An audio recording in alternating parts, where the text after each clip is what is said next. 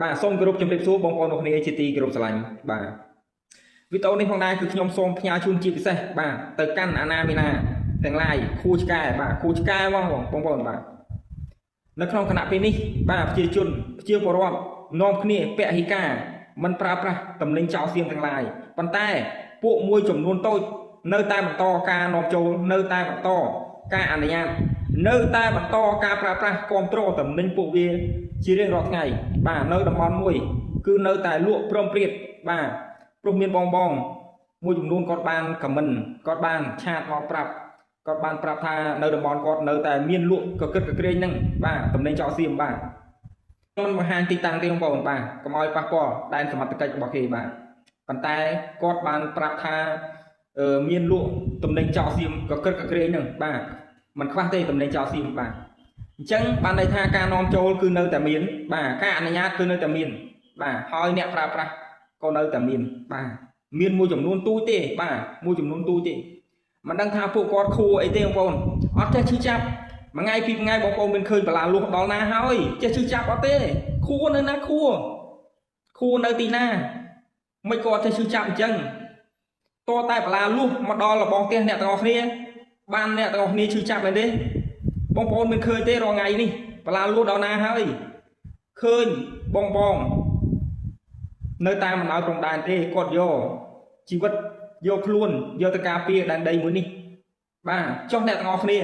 គ្រាន់តែឈប់នាំចូលតំណែងពួកចោលនេះបងប្អូនធ្វើមិនបានមែនទេហើយទាំងអ្នកប្រើប្រាស់ក៏ដូចគ្នាដែរមួយចំនួនទូចទេធ្វើមិនបានមែនទេបងប្អូនហើយ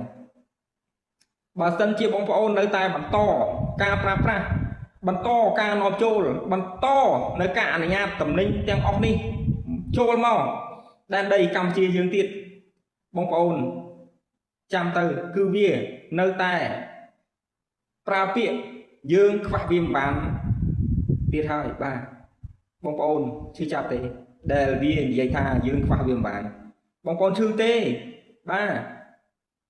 មិនមែនលើកទី1ទេវាច្រើនលើកច្រើនសារមកហើយដែលវាមកបំពេញឈ្លានពានលើដែនដីរបស់យើងបាទបងប្អូនចេះឈឺចាប់ទេបងប្អូនហើយមិនដឹងថាអ្នកទាំងអស់គ្នាយកខួរអីយកមកគិតទេបាទយកខួរយកមកគិតទេអត់ខ្វល់ពីអ្នកណាឲ្យតែមានលុយឲ្យតែបានលុយចូលកប៉ាល់អញអាណាយ៉ាងម៉េចក៏យ៉ាងម៉េចទៅមែនទេល្មមមកឈប់ទៅបងប្អូនល្មមមកឈប់ទៅបាទអាណិតជាតិសាសន៍មួយនេះផងគេមើងងាយច្រើនលើកច្រើនសារមកហើយបាទឬក៏តតែបលាលួសនឹងទៅហុំគាត់ដល់ខ្លួនអ្នកទាំងអស់គ្នាដល់ដីអ្នកទាំងអស់គ្នាទើបបានបងប្អូនចេះជិះចាប់ឬក៏យ៉ាងម៉េចបាទល្មមមកឈប់ទៅបាទល្មមមកឈប់ទៅអ្នកមានទាំងឡាយអើយបាទយើងងាកមកគ្រប់គ្រងផលិតផលខ្មែរយើងវិញបាទយើងងាកមកគ្រប់គ្រងផលិតផលខ្មែរយើងវិញបាទខ្ញុំមានតែប៉ុណ្្នឹងទេបងប្អូនចុងក្រោយមានតែសំណូមពរបងប្អូនយើងទាំងអស់គ្នាយើងរួមគ្នាបាទពហិការបន្តទៀតបាទពហិការបន្តទៀតដើម្បីផ្ដួលរំលំសេដ្ឋកិច្ចពួកអាចោសៀមនេះឲ្យវាឆាប់ដួលឆាប់នេះទៅបាទយើងកុំប្រើប្រាស់កុំទិញរបស់ចោសៀមចូលផ្ទះរបស់នេះចង្រៃវាបានជាប់នៅទឹកភ្នែកការជិះចាប់របស់ប្រជាជនខ្មែរយើងច្រើនណាស់បាទបញ្ឈប់ទៅបាទសូមអរគុណ